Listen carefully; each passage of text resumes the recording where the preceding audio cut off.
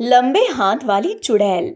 अमित नाम का एक व्यक्ति रात के समय अपने काम खत्म करके घर की ओर जा रहा होता है कि तभी रास्ते में वो एक बेहोश लड़की को देखता है। बेहोश लड़की को रास्ते में देखकर वो अपनी कार को रोकता है और उस लड़की के मुंह पर पानी के कुछ छींटे मारकर उसे होश में लाता है और उसे बोलता है, मैडम आप कौन हो और इतनी रात को ऐसे अकेले रोड पर? मेरा नाम नेहा है। मेरा इस दुनिया में कोई नहीं है। मैं बिल्कुल अकेली हूँ। मैं अनाथ आश्रम में रहा करती थी, परंतु उसे भी किसी ने खरीद लिया, जिस वजह से मुझे उस अनाथ आश्रम को भी छोड़ना पड़ा।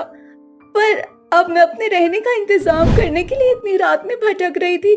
पता नहीं कैसे मुझे चक्कर आ गया और मैं यहाँ बेहोश हो गई। देखो बहुत ज्यादा रात हो चुकी है, आपका अकेले इस तरह से रोड पर रहना ठीक नहीं होगा, इसलिए आप मेरे साथ मेरे घर चलिए। अब अमित उस लड़की को अपने साथ अपने घर ले आता है और अपनी माँ से बोलता है, माँ, इस लड़की का नाम नेहा है और ये अनाथ है। इसके पास रहने की कोई जगह नहीं थी। ये मुझे रोड पर बेहोश अवस्था में मिली, तो मैंने सोचा कि मैं इसे अपने घर ले आऊं। माँ, अगर आप बुरा ना माने तो क्या हम इसे कुछ दिनों के लिए अपने घर में रख सकते हैं? अरे बेटा, ये भी कोई पूछने की बात है। ये तो तूने बहुत अच्छा काम किया। बेटी, अब से तुम हमारे ही घर में हमारे साथ रहना। मेरे घर में मेरे और मेरे बेटे के अलावा मेरी एक बेटी भी है जिसका नाम परी है। तभी वहाँ पर परी आ जाती है और नेहा को अपने सामने देख अपनी माँ और अपने भाई से बोलती है, माँ, भैया, ये कौन है? आज से पहले तो मैंने इसे कभी नहीं देखा। बेटा, ये नेहा है। बेचारी किस्मत की मारी है। अब से ये हमारे साथ इसी घर में रहेगी। अच्छा जाओ, तुम खाना लगा दो। आज नेहा भी हमारे साथ खाएगी। ठीक है माँ, आप लोग हाथ मुंह धो लीजिए, मैं तब तक खाना लगा देती हूँ। इतना बोलकर परी खाना लगाती है और सब खाना खाकर अपने कमरे में सोने के लिए चले जाते हैं कि तभी नेहा घर वालों से बोलती है, पता नहीं आपका ये एहसान मैं कैसे चुकाऊंगी। आप लोग कितने अच्छे हैं। आप लोगों ने मुझ जैसी एक अनजान लड़की को सहारा दिया, उसे अपने घर में रहने के लिए जगह दी। मैं आपकी हमेशा एहसानमंद रहूंगी। अरे बेटा, तू ऐसा क्यों बोलती है? आखिर एक इंसान ही तो दूसरे इंसान की मदद करता है। अब तू ज्यादा मत सोच और जाकर सो जा। परी बेटा, नेहा को उसके कमरे में छोड़ आओ। ठीक है माँ। इतना बोलकर परी नेहा को उसके कमरे में छोड़कर अपने कमरे में चली जाती है। रात के 1 बज जाते हैं और सभी आराम से सो रहे होते हैं कि तभी नेहा चुड़ैल के रूप में बदल जाती है। इसके बाद नेहा अपने हाथों को लंबा करती है और परी को उसके कमरे से नींद में उठाकर ले आती है, जिसके बाद वो परी के शरीर का खून पीने लगती है और कुछ देर बाद अपने हाथों को एक बार फिर लंबा करके परी को उसके कमरे में छोड़ देती है।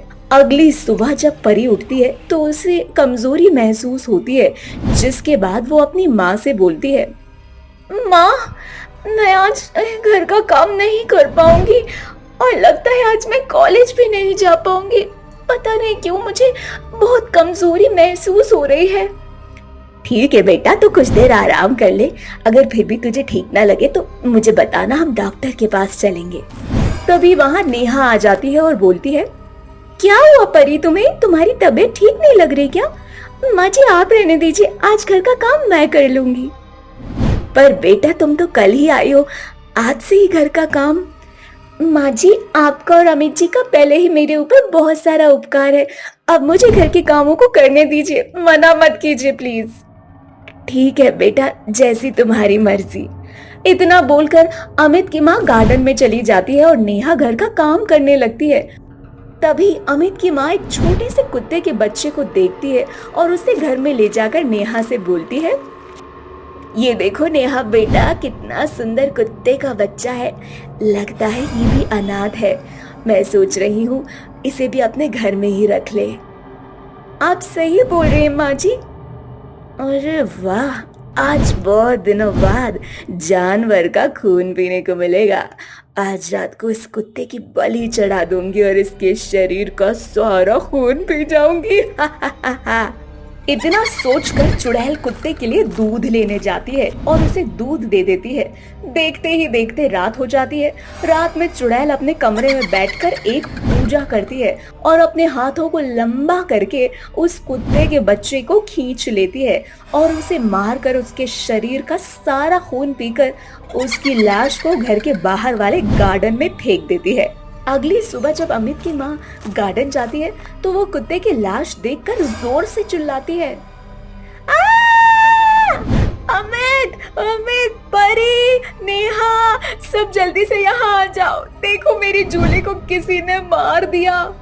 सब भागते हुए घर से बाहर आते हैं और मरे हुए कुत्ते को देखकर नेहा बोलती है, माँ जी, आप रोए मत, क्या पता इस कुत्ते की जिंदगी हमारे साथ बस यहीं तक थी। हाँ माँ, नेहा सही बोल रही है। अब चलिए घर में और चलकर कुछ खा लीजिए। अब सब घर में जाकर नाश्ता करते हैं और देखते ही देखते रात हो जाती है। रात होने के बाद एक बार फिर से नेहा अपने असली रूप में आकर पूजा करने लगती है और अपने हाथों को लंबा करके परी को खींचने लगती है। परंतु ये सब कुछ अमित और उसकी माँ देख लेते हैं, जिसके बाद अमित अपनी बहन और उस हाथ का पीछा करता है और देखता है कि नेहा एक चुड़ैल है और वो पूजा कर रही है और उसने उसकी बहन को बांध रखा है। ये मेरी बहन के साथ तुम क्या कर रही हो? और तुम एक चुड़ैल हो? मैं सोच भी नहीं सकता था। देखो, छोड़ दो मेरी बहन को, वरना मुझसे बुरा कोई नहीं होगा। तुझसे बुरी मैं हूँ, मैं एक चुड़ैल हूँ और तू मेरा कुछ नहीं बिगाड़ सकता, समझा? आज मैं तेरी बहन को मार डालूंगी और उसके शरीर का सारा खून पी जाऊंगी, ठीक उसी तरह जैसे मैंने उस कुत्ते के बच्चे को मार दिया था। क्या उस कुत्ते की जान तुमने ली थी? हाँ, उस कुत्ते की जान मैंने ही ली थी और अब मैं तेरी बहन को भी नहीं छोड़ूंगी।